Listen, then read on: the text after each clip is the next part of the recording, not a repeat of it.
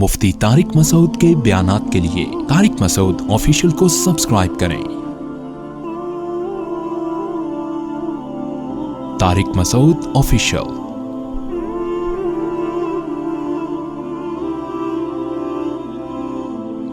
पिछले रुकू में अल्लाह ताला ने आदम अलैहिस्सलाम और शैतान का वाक़या बयान किया कि किस तरह शैतान ने आदम अलैहिस्सलाम को जन्नत से निकलवाया और उनसे लिबास छीनने का ज़रिया बना। यानी अल्लाह ताला गोया मियाँ बीवी से लिबास छीनने को बहुत बड़ी सज़ा करार दे रहे हैं।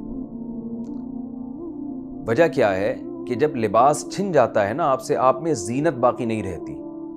इंसान की जो पहचान है ना वो तहजीब से है, मुहज़्ज़ब होने से है, और तहजीब में सबसे ज़्यादा दखल लिबास का है। यही वजह है कि आप देखें जब भी लोग तकरीबात में जाते हैं तो बेहतर से बेहतर ड्रेसिंग की कोशिश करते हैं, वो साफ़ सुथरा लिबास पहनते हैं, इस्त्री करते हैं। कोई भी आपने नहीं देखा होगा किसी अच्छी तकरीब में ऐसे ही धोती बनियान में चला जाए या बग़ैर कुर्ते के चला जाए। ये चीज़ इंसान को जानवरों से मुमताज़ करती है।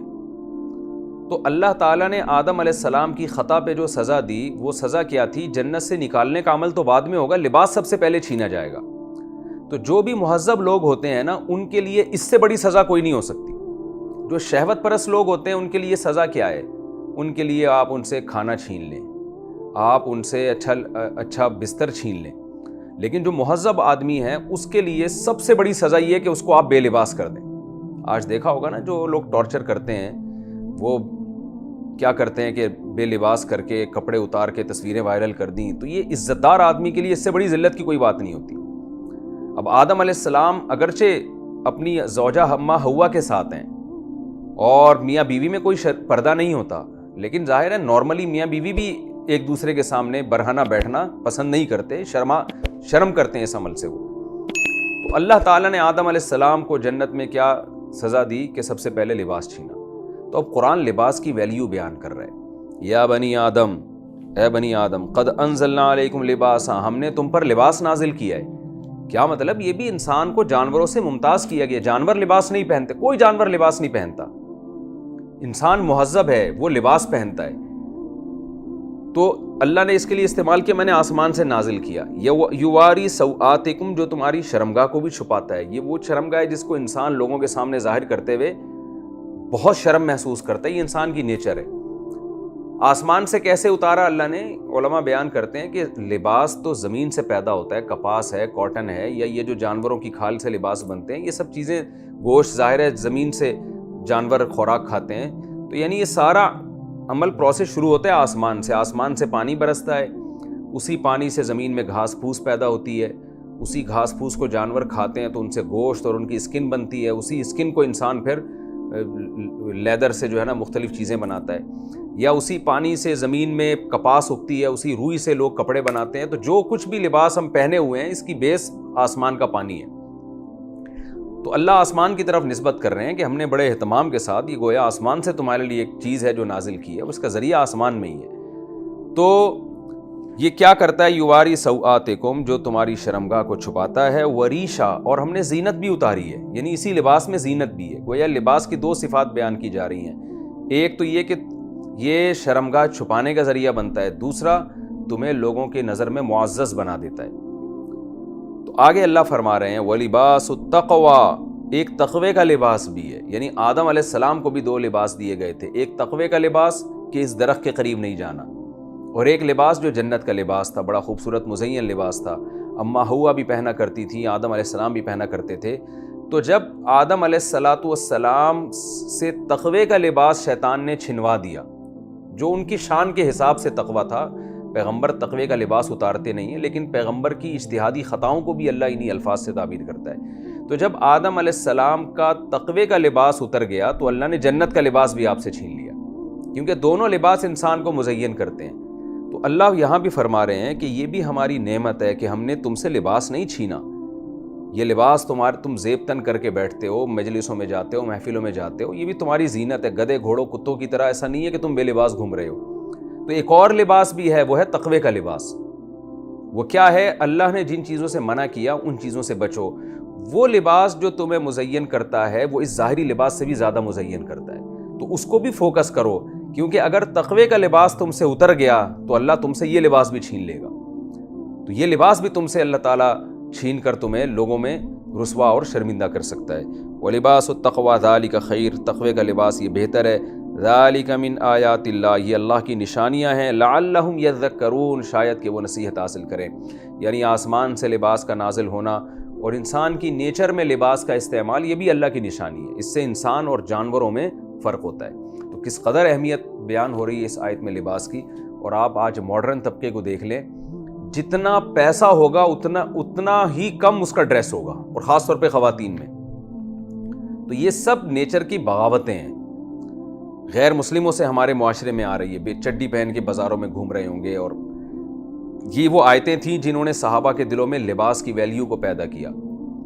اور آج غیر مسلم اس بات کا اعتراف کرتے ہیں کہ لباس پہننے کا سلیقہ اور ڈھنگ پوری دنیا نے یہ مسلمانوں سے سیکھا ہے۔ یہ جو غیر مسلم ہیں، وہ ان کے جو ہسٹری لکھنے والے لوگ ہیں، انہوں نے اس بات کا اعتراف کیا ہے کہ دنیا لباس کے بارے میں، آپ یورپ کے قدیم یورپ کو اٹھا کے دیکھیں، ان کے لباس کی وضع قطع دیکھیں، بے ڈھنگے سے چند چیتھڑے اوڑھ لیے انہوں نے، اور بہت ہی بے ڈھنگے لباس ہوا کرتے تھے ان کے، سلا ہوا لباس، پراپر پورے جسم کو ڈھانپنے والا لباس اور مزین لباس۔ یہ بھی مسلمانوں میں بڑے بڑے لباس کے تاجر ہوا کرتے تھے، اس میں اس کو مزین کرنا، یہ ساری اس چیز کو پروموٹ اسلام نے کیا ہے پوری دنیا میں۔ تو یہ چیز آدم علیہ السلام سے چلتی آئی ہے۔ اس آیت سے ہمیں یہ بھی پتہ چلا کہ انسان شروع میں مہذب تھا، بعد میں تہذیب ختم ہوئی ہے، جبکہ جو ایتھیس لوگ ہیں وہ یہ کہتے ہیں انسان شروع میں جنگلی تھا، اسے تہذیب کا کچھ پتہ نہیں تھا، آہستہ آہستہ اب جا کے مہذب ہوا ہے۔ حالانکہ ایسا نہیں ہے۔ نکاح مہذب لوگ کرتے ہیں، آپ جتنا ماضی میں جائیں گے آپ کو نکاح کا رواج زیادہ نظر آئے گا، اور جتنا فیوچر کی طرف جائیں گے زنا پھیلتا نظر آئے گا۔ اسی طرح جتنا آپ پاس کی طرف جائیں گے تو آپ کو لوگوں میں لباس کا عنصر زیادہ نظر آئے گا، جتنا ماضی کی طرف جائیں گے، اور جتنا آپ فیوچر کی طرف جائیں گے آپ دیکھیں گے لوگ بے لباس ہو رہے ہیں۔ یہاں تک کہ بعض ریاستیں ایسی ہیں غیر مسلم کنٹریز میں کہ جہاں لوگ بالکل نیوڈ گھوم رہے ہوتے ہیں، بالکل ان کے جسم پہ لباس نہیں ہوتا۔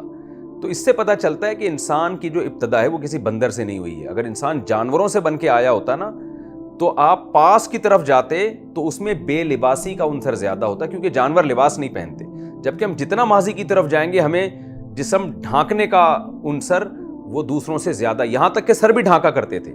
ماضی کی طرف آپ جائیں گے تو ٹوپیوں کا اور پگڑیوں کا رواج آپ کو زیادہ نظر آئے گا، اور فیوچر کی طرف جائیں گے تو آپ کو سر بھی برہنہ نظر آئیں گے، جسم بھی برہنہ نظر آئے گا۔ تو یہ سب قرآن کی صداقت کے دلائل ہیں کہ قرآن جو بات کر رہا ہے وہ مشاہدے پر مبنی بھی ایک حقیقت ہے، اور اس کے برعکس جو یونیورسٹیوں میں لبرل لوگ جس طرح کی ہسٹری بیان کر رہے ہیں قرآن کے اگینسٹ، وہ مشاہدے کے بھی خلاف ہے۔ سرسری غور کرنے سے پتہ چل جائے گا کہ وہ خلاف واقع بات کر رہے ہیں۔ آگے اللہ تعالیٰ فرماتے ہیں یا بنی آدم، اے آدم کی اولاد و آدم علیہ السلام تو چلے گئے دنیا سے، اب اللہ ہم سے خطاب کر رہے ہیں لا یفتننکم الشیطان، دیکھو شیطان تمہیں ہرگز فتنے میں نہ ڈال دے۔ ابھی ہم نے پچھلی آیتوں میں بتایا کہ تمہارے باپ آدم کے پیچھے شیطان پڑ گیا تھا، تو اب تمہارے پیچھے پڑ کے تمہیں فتنے میں نہ ڈال دے۔ کیسے ڈال دے گا؟ کما اخرج ابویکم من الجنہ، جیسے کہ اس نے تمہارے والدین کو جنت سے بالآخر نکلوا دیا۔ ینزع عنہما، اس حال میں کہ ان سے ان کا لباس بھی چھین رہا تھا، تاکہ وہ ایک دوسرے کی شرمگاہیں دیکھیں اور ان کو شرم آئے پھر ایک دوسرے سے۔ یعنی یہ سب اس کے رزلٹ تھا کہ ان کو جو انسان کے مہذب ہونے کی سب سے بڑی علامت ہوتی ہے لباس، شیطان نے وہی تہذیب ان سے چھین لی، اور ان کو کیسے وہ شرم سے پانی پانی ہو گئے۔ تو شیطان بھی تم سے تقوی کا لباس چھینے گا، اور معاشرے میں بھی تمہیں رسوا کرے گا، قوموں کی نظروں میں بھی تمہیں رسوا کرے گا، اور آخرت میں بھی تمہیں رسوا کرے گا۔ تو تم شیطان سے ہوشیار رہو، انہ یراکم، ایک تو اس لیے ہوشیار رہو کہ تمہارے باپ آدم کو وہ ایک نقصان میں مبتلا کر چکا ہے، ایک تو اس لیے، دوسرا اس لیے بھی انہ یراکم ہوا وقبیلہ من حیث لا ترونہم، شیطان اپنے شتونوں کے ساتھ تمہیں اس طرح سے دیکھتا ہے کہ تم نہیں دیکھ سکتے اس کو۔ جب دشمن آپ کو دیکھ رہا ہو اور آپ دشمن کو نہ دیکھ پا رہے ہو تو ایسے دشمن سے اور بھی زیادہ ہوشیار رہا جاتا ہے۔ آپ نے دیکھا ہوگا نا کہ میدان جنگ میں فوجی چلتے ہوئے جا رہے ہوں، انہیں اگر پتہ ہونا کہ سامنے دشمن بیٹھا ہوا ہے تو ان کو پتہ ہے ہم نے یہیں فوکس کرنا ہے، یہی ہمارا ہدف ہے، وہ دائیں بائیں نہیں دیکھتے۔ لیکن اگر ان کو پتہ ہے کہ چاروں طرف گھات لگا کے کہیں بھی دشمن ہم پہ حملہ کر سکتا ہے تو بہت زیادہ ہوشیار ہوتے ہیں وہ پھر چاروں طرف نظر رکھتے ہیں۔ قرآن بھی یہ کہہ رہا ہے کہ تمہیں شیطان چاروں طرف سے حملہ کرے گا، دائیں سے، بائیں سے، آگے سے، پیچھے سے، ہر طرح سے صراط مستقیم پر بیٹھے گا وہ، اور وہ تمہیں وہاں سے دیکھ رہا ہے کہ تم اس، جیسے کہ لوگ نہیں دیکھ پاتے شیطان کو، جنات کو عام آدمی کے لیے، بلکہ کسی کے لیے بھی دیکھنا ممکن نہیں ہے، الا ماشاء اللہ اللہ اپنی قدرت سے کسی کو دکھا دے، کیونکہ اس مادی دنیا کی مخلوق نہیں ہے، وہ کسی لیبارٹری میں ٹریس نہیں ہو سکتے۔ تو اللہ فرماتے ہیں کہ تم اس کو نہیں دیکھ سکتے مگر وہ تمہیں دیکھ سکتا ہے، اس لیے بھی اس سے ہوشیار رہو۔ ہاں، انا جعلنا الشیاطین اولیاء، یہ بات ضرور ہے کہ ہم نے شیطان ان لوگوں کا دوست بنایا ہے لا یؤمنون، جو آخرت پر ایمان نہیں رکھتے۔ جب آخرت پر ایمان نہیں ہوتا، جزا و سزا کا احساس نہیں ہوتا، تو ایسے لوگوں پر شیطان کی دسترس زیادہ ہوتی ہے۔ یہاں مفسرین لکھتے ہیں کہ اگر ایمان بالکل بھی نہیں ہے تو پھر شیطان بہت گہرا دوست ہوتا ہے۔ ایمان کمزور ہے تو شیطان کی دوستی اسی حساب سے کمزور۔ مسلمان میں ایمان تو ہوتا ہے لیکن کمزور ایمان ہوتا ہے، جیسے جیسے ایمان کمزور ہوگا شیطان اسی قدر آپ پہ مسلط ہوتا چلا جائے گا۔ تو اس سے صاف پتہ چلتا ہے کہ شیطان کے شر سے بچنے کا طریقہ یہ ہے کہ آخرت کا استحضار کیا جائے۔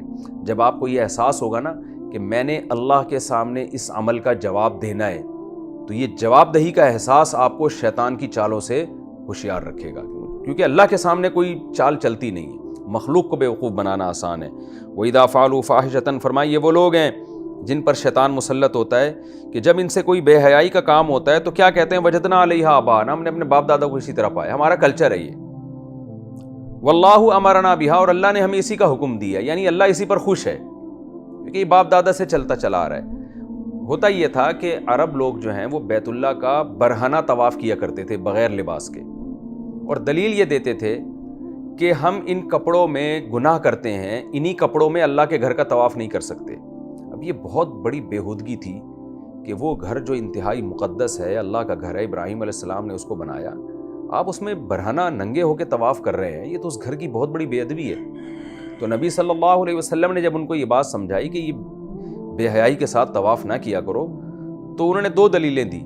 ایک تو یہ کہ ان کپڑوں میں ہم گناہ کر کے کیسے اللہ کے گھر کی زیارت کریں ہم، دوسرا ہم تو اپنے باپ دادا کو اسی طرح دیکھتے آئے ہیں کہ وہ برہنہ ہو کے طواف کرتے تھے، تو باپ دادا ایسا ہی نہیں کر سکتے، یقیناً اللہ کا حکم ہوگا، یہ اللہ اسی پہ ہم سے راضی ہے، تبھی ہمارے باپ دادا سے یہ رسم چلی آ رہی ہے۔ تو قرآن کہتا ہے کہ یہ وہ بدبخت لوگ ہیں کہ جب یہ بے حیائی ہے، ظاہر ہے برہنہ ہو کے طواف کرنا، تو بجائے ماننے کے الٹی دلیل دیتے ہیں، کہتے ہیں ہم نے اپنے باپ دادا کو اسی طرح پایا اور اللہ نے بھی ہمیں اسی بات کا حکم دیا۔